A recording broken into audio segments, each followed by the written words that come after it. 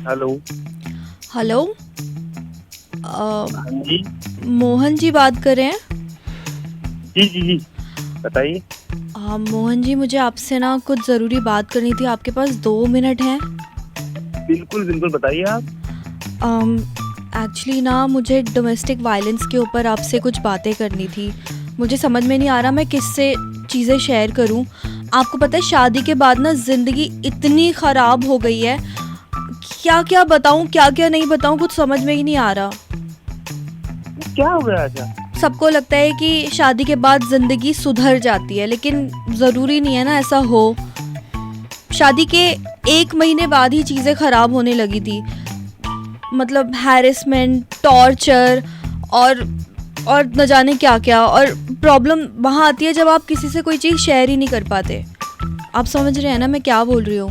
बिल्कुल बिल्कुल, समझ रहा हूँ, समझ पा रहा हूँ आपकी बात। अब आप ये बताइए ना, शादी का मतलब क्या ये होता है कि उसको शादी के बाद दबाया जाए, उसको पाबंद कर दिया जाए, उसके आने जाने पर रोक लगाई जाए, वो किससे मिले किससे ना मिले उस पर रोक लगाई जाए, कौन उस शादी के बाद हर वक्त घर आ रहा है उस पर टोका जाए?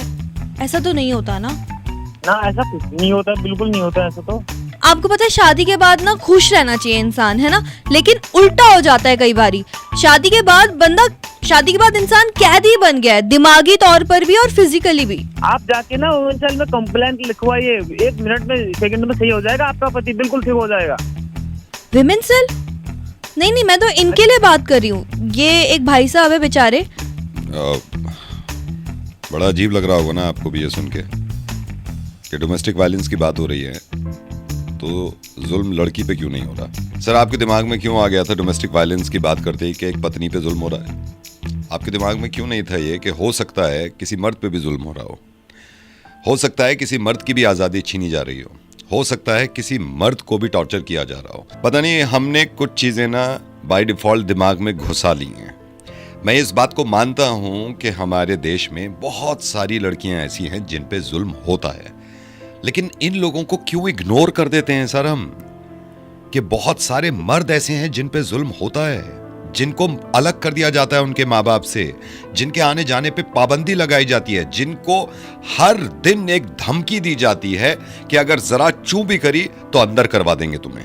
एक मर्द की परेशानी पता है क्या है? कि मर्द मर्द होने की वजह से अपनी बात शेयर नहीं करता और लोगों को लगता है कि इस पे कोई जुल्म नहीं हो रहा। ये बहुत गलत बना लिया है हमने। मैं नवेद बोल रहा हूं, मेरे साथ अंकिता है।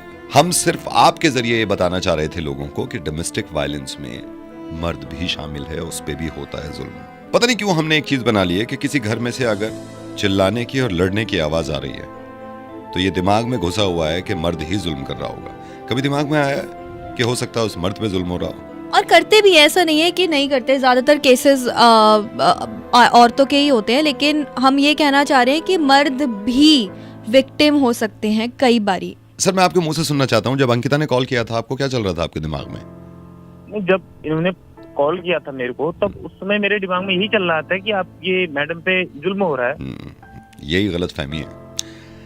इसलिए हमारी सोसाइटी ने हमें ऐसा बना दिया है कि हमें यह लगता है कि मर्द और दर्द दो अलग अलग चीजें हैं।